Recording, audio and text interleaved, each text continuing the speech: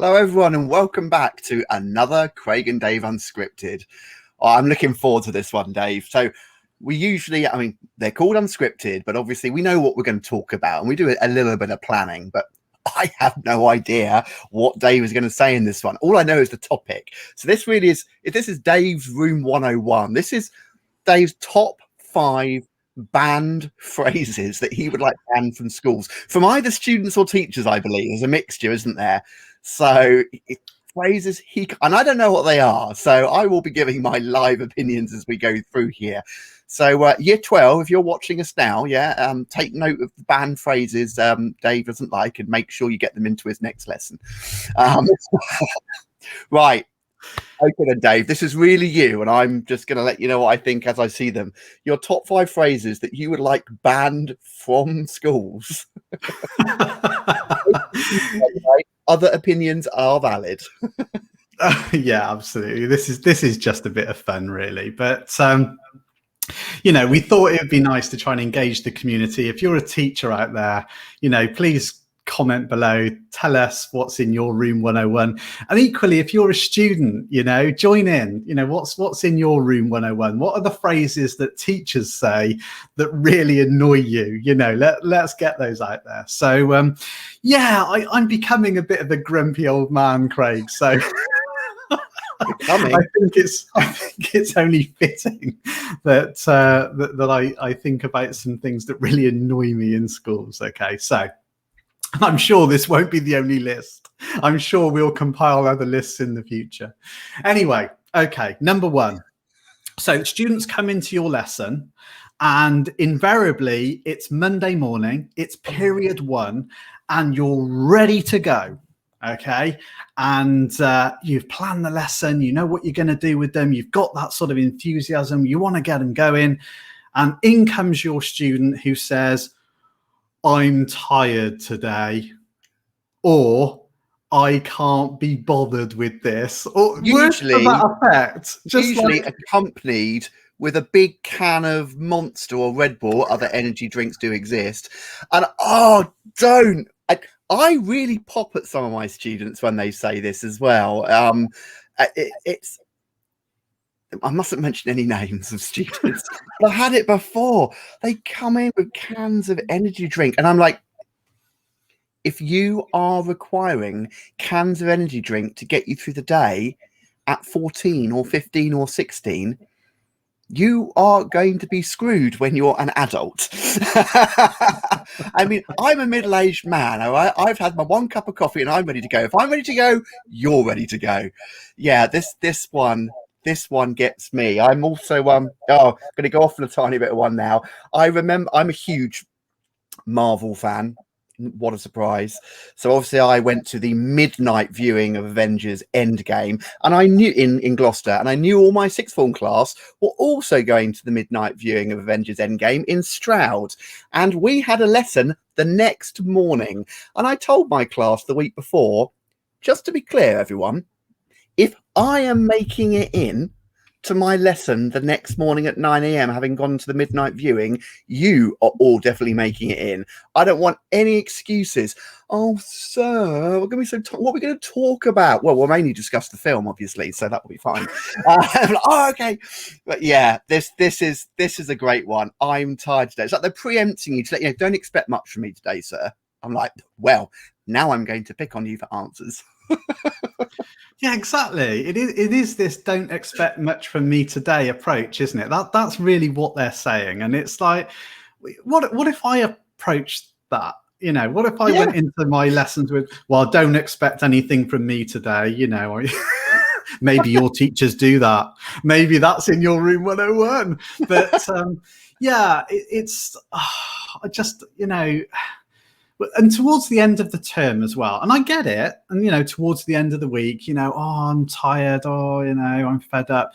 Yeah, well, we all are. I'm human as well, but we've got to kind of get through this together, and we've got to be ready for this. We can't. There isn't enough time for us to be too tired for it.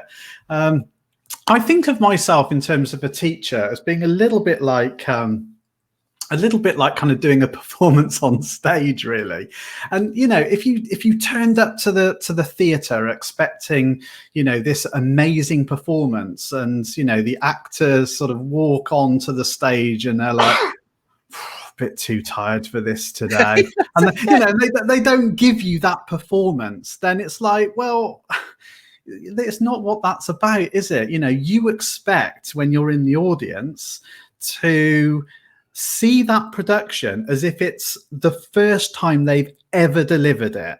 That's what you expect. And do you know what, students? I expect you to be enthusiastic for my lessons, right?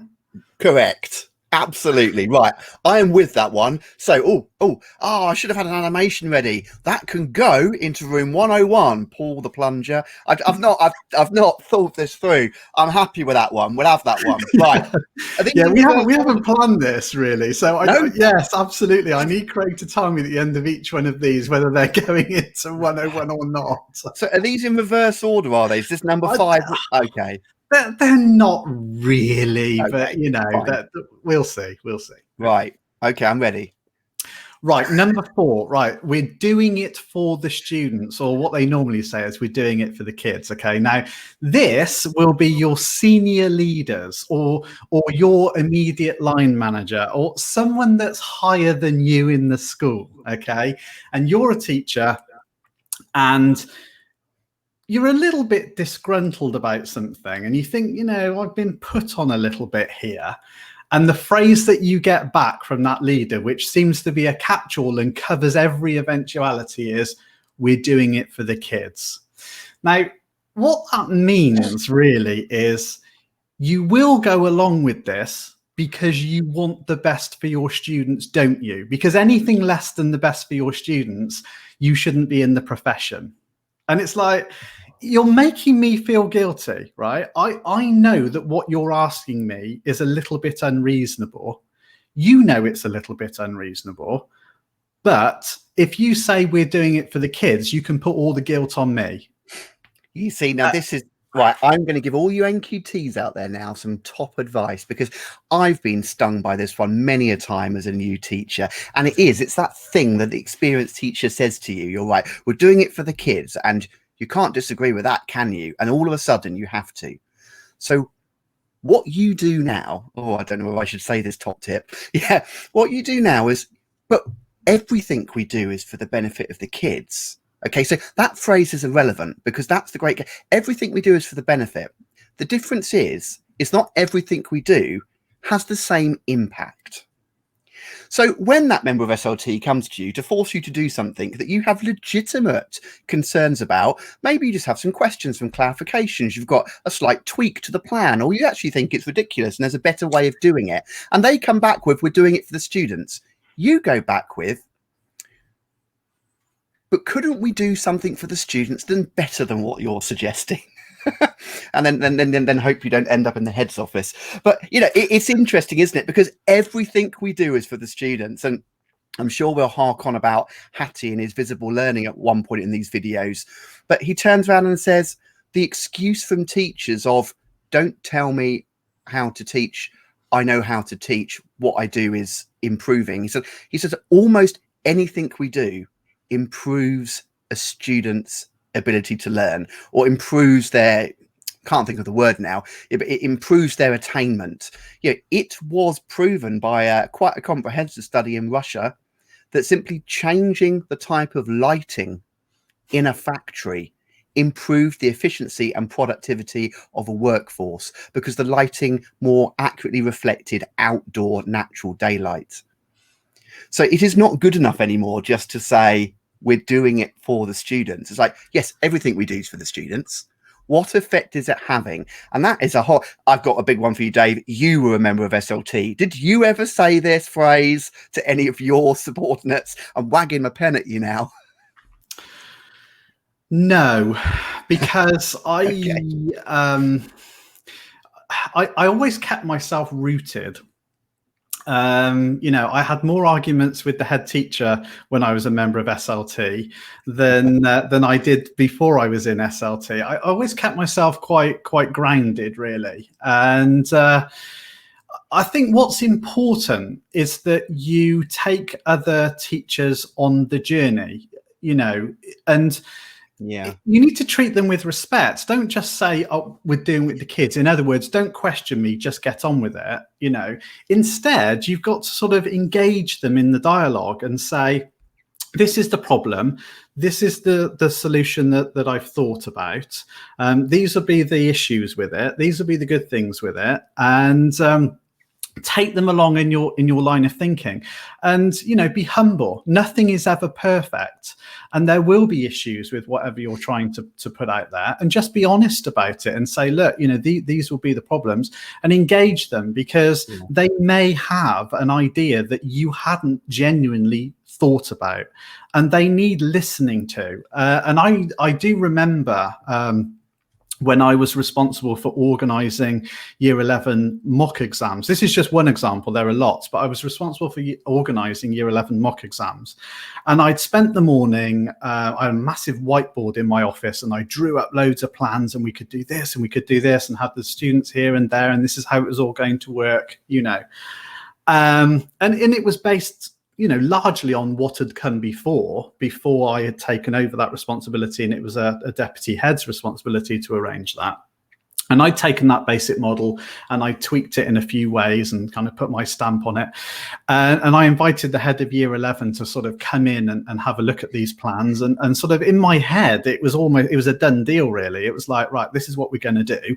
And he was just going to come in and say, yeah, that's great, thanks very much. Well, that's not what happened. What he came in and he looked at it all and he said, I can see you've put a lot of work into this, but why don't we just do this? And it was such a simplistic idea that I'd not even thought about it.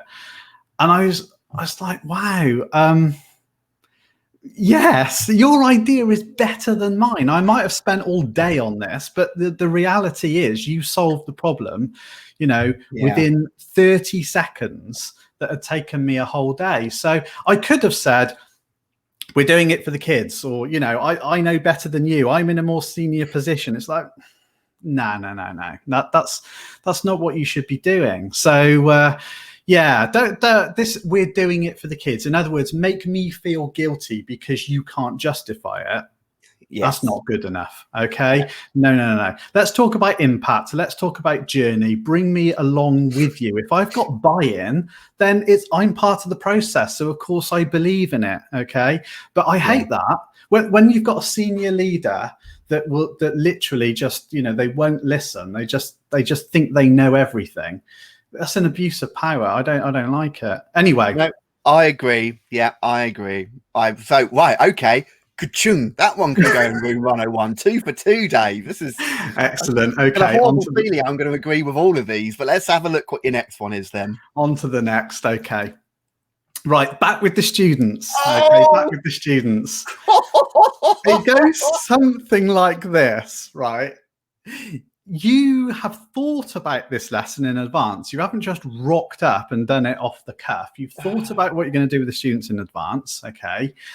And student walks through the door and the first thing they say is, "Sir, are we doing something fun today?" And the emotion in me is kind of twofold. Firstly, I'm like, the color drains, because I'm like, hang on. The implication of what you're suggesting is that you don't like my lessons. Up until now, the lessons haven't been good enough. And you're desperately hoping that this one's going to be different. You know it's not going to be, but you're desperately hoping it might be. And so you're asking me tentatively, are we doing something fun today? Kind of holding on to that sort of, please let it be something different. So part of me is like, oh, my teaching isn't good enough for you. And I feel a bit guilty about that. Okay. And then that other emotion then kicks in, which is, surely everything we do is fun. Computer science is fun. I've dedicated my whole life to this subject. I've dedicated my whole career to get myself to this point. And I think about these lessons, and I think about how I'm going to get the best out of you. How are you going to get that grade at the end? And I spend countless hours thinking about the journey and how best to get there. And do you know what? Sometimes that journey is hard. Sometimes, when you want to climb the mountain, it's not a walk in the park. Sometimes, you want to run that marathon. You can't just, think that a little run around the park is going to be good enough preparation for you. No, life is hard, right? Learning is hard. Learning is a journey, and learning is not always fun. Craig, help me. Yeah, no students ever asked me that question. My lessons are banging. You're a liar. I am, because I don't hear. Also, I hear it like this as well. It's like, "Oh, we're doing something fun today." That's how I hear it. It grates on me. "Oh, we're doing something fun today," and I've got two answers. Either it's, "Of course we are. It's one of my lessons," or if I'm feeling a bit snippet, it's like, "Well, we're not now. You've asked that." Everyone, books out. "Oh, we're going to log on." "No, we're not logging on today." "Oh, how are we not logging on? It's a computer lesson." "Don't have to use a computer to do computer studies." Books out, sheets of paper handed round. That will teach you. Oh, I know. It's just yeah. I don't think there can be a single teacher here that wouldn't agree that should go in room 101. It is one of those famous phrases. Are we doing something fun today? I typically do just say, "Of course we are. It's one of my lessons," in a eye roll way, and then just move on from the student, disengage from the conversation. Yeah, that is an all-time classic. I can't imagine there's a single teacher that hasn't heard that. Yeah, I have nothing more to say on that, because I've got to be polite and professional on the Unscripted series. But that is that's a 3 for 3 so far. And if you told me I was only allowed to have one choice, so far that would be my top choice for room 101. So that is definitely going in, Dave. How about turning it round and saying, "Are you going to enjoy the lesson today, or are you going to do some work today?" Actually, yes. I do say that. Yeah, actually, I do. Yeah, that's true. Okay, let's move on. Just, think of that. Right. Okay, keep your hair on. Or let me broaden this out a little bit. Okay, this is any situation where a student thinks or talks to you like you're their mate. Now, let me just add a little bit to this, because as I was saying, a couple of points ago, that, you want a bit of respect from your senior leaders and all that sort of thing. But ultimately, they are in charge, and ultimately what they say does go. And it is appropriate for a teacher to have respect for those that have got to more senior positions, because they've got there through experience, if nothing else. Okay, so it is right that you have a certain amount of respect. Now, with students, I'm not their equal. Okay, I do respect them as people, and they have valid opinions, and they need to be listened to. And I do think it's appropriate for you to engage them in feedback about your lessons and how, the learning journey could be made better for them, and, treating them seriously and giving them responsibility, and certainly not talking down to them or being condescending and patronizing and all that. That's not what we're talking about here. But there should be a mutual respect. And I don't really expect the students to talk to me in exactly the same way that they would talk to their friend. Okay, there is a professional distance. There's a professional boundary. Now, if I've got professional standards that I have to adhere to, then you've got learner standards that you should be adhering to. Now, they might not be written down, but it's just about what's socially acceptable. And I think that, when a student says, "Okay, keep your hair on," or something like that, it's like, hang on a minute. There's a reason why I am talking to you about whatever I'm talking to you about. Okay, it is in your best interests. I don't do things or say things that are not in your best interest. And you It's then interesting, come isn't back it? at me with a response that is so flippant and sort of disrespectful. And incidentally, my hair left me quite some time ago. From Yeah, all the ditto. stress you lot are causing me, Craig. Yeah, I mean, this is a tricky one to unpick, isn't it? You're absolutely right. And without going off on a whole nother video, it's a whole societal shift in um, respect for certain figures in authority. I only have to think back to my dad's generation, where he said you respected teachers simply because they was teachers, and you respected policemen simply because they were policemen. You know, my dad tells a famous story of how he was caught by a policeman on the way home doing something he shouldn't have been doing with his mates, and his policeman took his bike and said, "You're gonna have to walk home now." Now, of course, now it'd be like, "Well, you wait till I get home, you know, you can't do that." Whereas my dad was petrified of going home. Like, why have you taken so long to get home? A policeman confiscated my bike. Now, we're not in that society now. And I think it's fair to say that, and I don't have an issue with this. You don't, and this surprises some NQTs as well, I think. You don't have respect simply because you are a teacher. It is your job as a teacher to earn and gain the respect of your students. By setting high standards, by being consistent, by being fair, but but all the other things that we do. But respect isn't something you simply have by default in society because of a particular job. Now you have to earn that respect and bring those students along with you. Now, depending on the child and socioeconomic backgrounds and also other difficulties, that can be harder with some students than others. And I've had all these sort of phrases before, and yeah, it's tough, but that's a reality of teaching. Teaching is not easy. Yes, we've got a lot of holidays. Well, don't anymore. Now I'm on a business, but teaching is hard. Every day is not easy, but every day is different. And you are dealing with real human beings. Every hour, 25, 30 new human beings come across you, all with their own issues and foibles and things they've got up to at break and lunch. And then an hour goes by and a new class comes in. Teaching's a fascinating profession, and you will get this. And as much as it may frustrate you, and indeed frustrates me and continues to frustrate me in teaching, it's the more you bring those students along with you, the more you earn their respect. The more you maintain your standards and set high expectations. You're very consistent. You do make the lessons engaging. You take that time with the students. You will just naturally, as a side effect, get less and less of this, and they will end up hugely respecting you.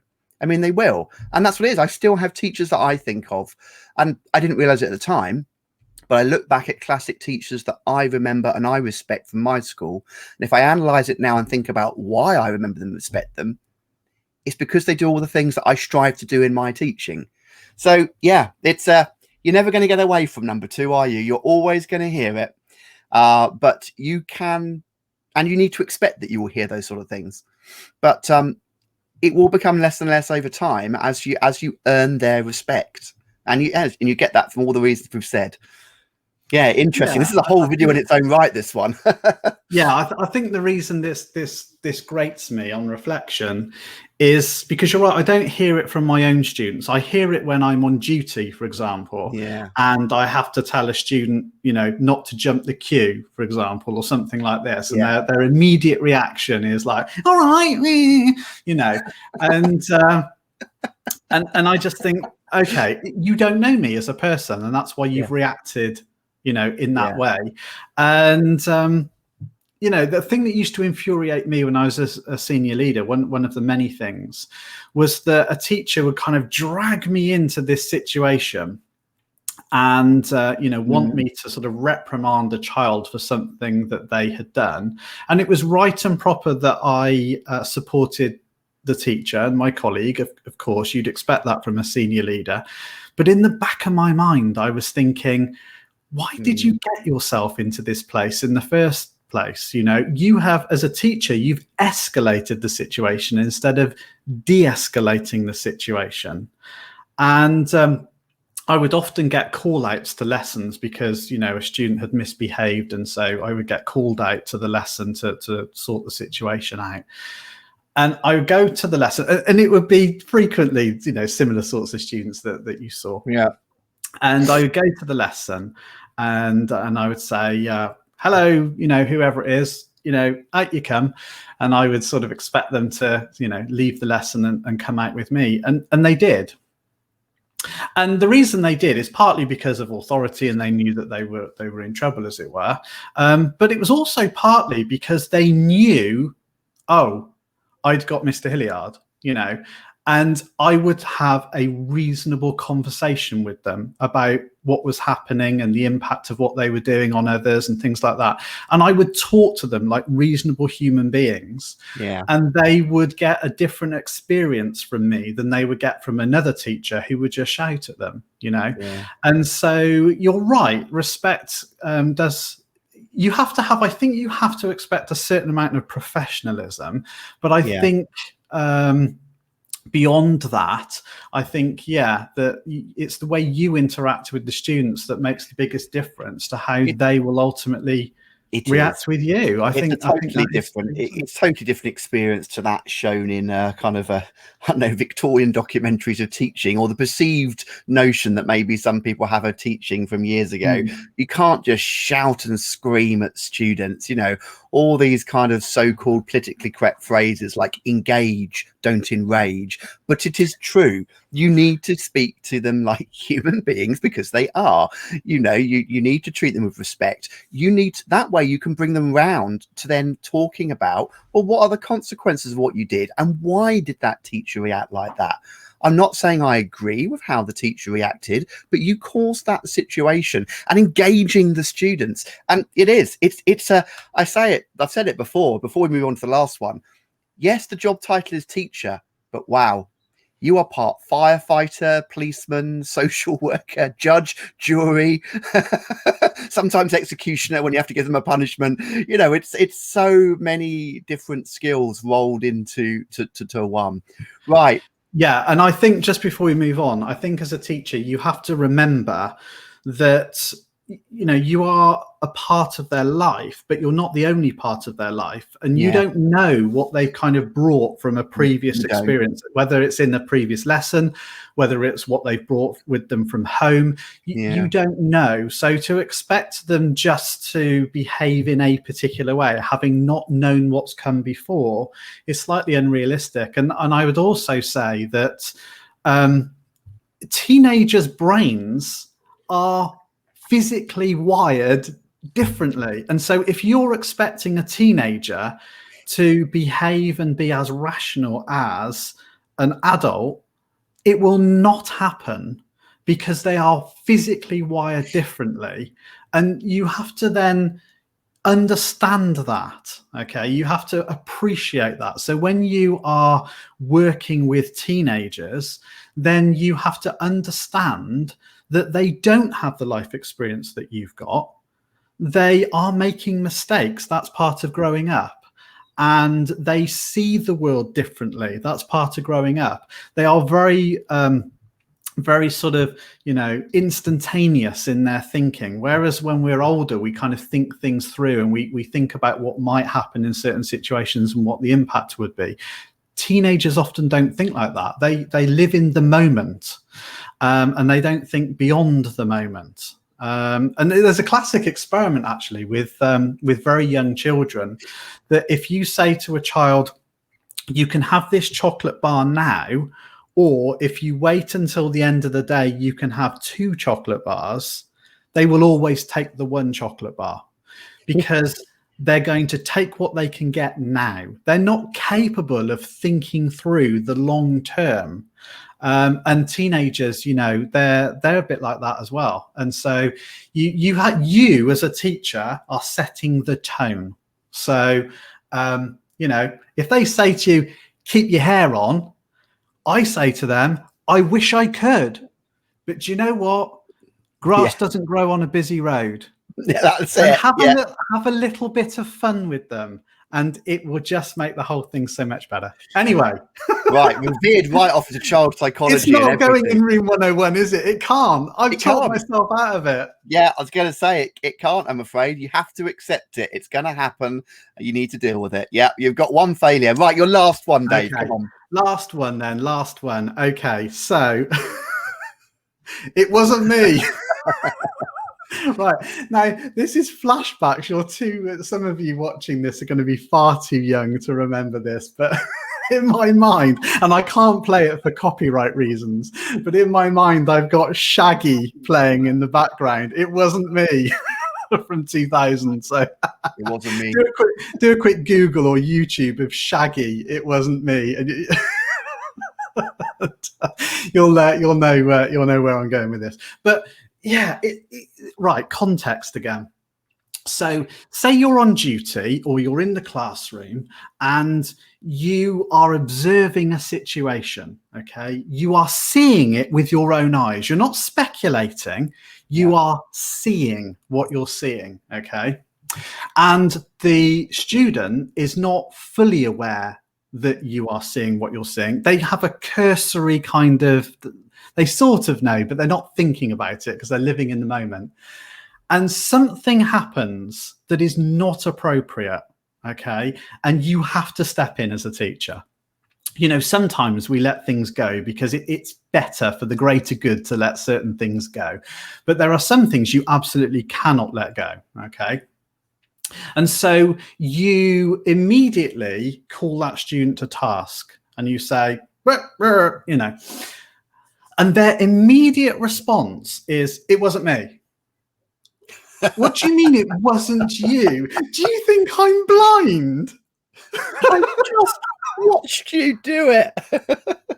Yeah, but have you had students, though, Craig, that even though you've watched them do it, and even though they know you've watched them do it, they still claim they didn't do it, and they're going to hold on to that like it's the truth? Yeah. I don't know what to say about this one either, because I feel like, I mean, how many times have I heard this? It's another one I feel can't go into room 101 because you just can't. You can ban it, but you're never not going to hear it. I mean, this is it. It's more than just a it's more than just something at school, isn't it? It's a life thing as well. Yeah, it wasn't me. It's like, let's just wind that back a second and just unpick what just happened, and let's start that again. Oh dear. When I was a relatively inexperienced member of the senior leadership team, when I'd recently been promoted, something happened, and let me quickly talk you through it. So there was an instant in the playground where a student had been abusive to a teaching assistant. And, you know, I had to pick this up because I was oversight of that year group. And so I went to get the student and, you know, I tried to do the usual Dave things of being on their level and respecting them and trying to see things from their point of view and, you know, just trying to understand the situation. And he just would not admit to it. I was like, you know, were you in the playground? Yeah. Did you talk to so-and-so? No. And you know, the conversation sort of went along those lines, and he was just flat out denying it. I just couldn't break him.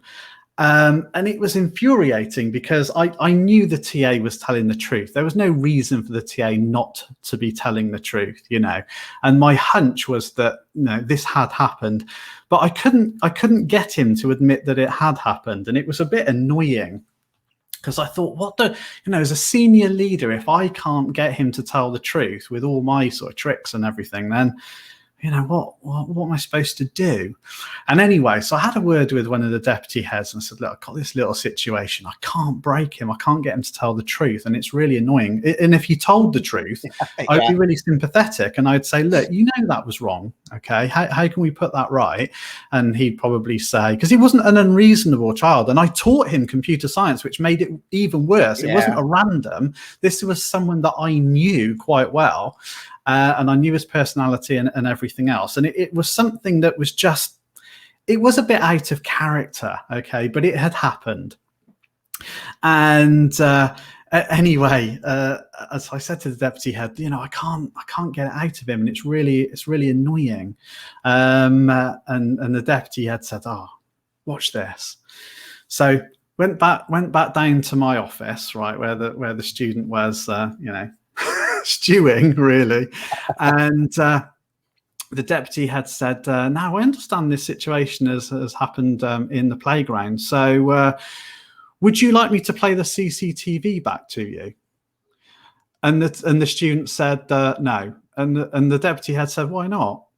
"Because we can have a look at it together and we can understand the situation." And he said, because it was me. I did it. And I was like, nah! Because it's like the deputy head had made him crumble in seconds. And it's like, wow, okay, so what was the trick here? You know, CCTV all the way around the school. And I said to the deputy head, I said, wow, I didn't even think about the CCTV. And the deputy head said to me, "That's because there isn't any." I knew it. And I was like, "You what?" He said, "Of course there's no CCTV there, but the student doesn't know that. So I called their bluff." And I was like, wow. And so every time now that I've had a sort of an aspiring senior leader who, you know, is kind of making their first tentative steps into leadership, I've sort of said to them, look, it's not about what they know, it's about what they think they know. And so, you know, I'm not sure you should be giving all this away, Dave. There'll be students up and down the country like taking notes. I know. Well, you see, now that I'm not in that position, I can share all this. So, so students, if a teacher challenges you on the CCTV, ask to have a look at it, because I bet the cameras aren't good enough quality anyway. But oh dear, no, it was just. I'm using that as a kind of a bit of a funny story, really. And you know, it was no massive big issue in the end. And the student did apologise to the TA, and the TA said, "Oh, I know it's out of character. Thank you for the apology." And it was, you know, it all sorted itself out. But I raise it because it's like this instant, it wasn't me. Look, students, if it was you, admit it. Because if you admit it, the chances are your teacher, they might be a bit cross instantly, okay? Because not everyone is quite as measured as me. They might be a bit cross in that instant, but they will more quickly calm down and forgive you and look for a way of you redeeming yourself than they will if you are adamant that it wasn't you. So, you know, a bit of honesty goes so far. We know you make mistakes. Young people make mistakes.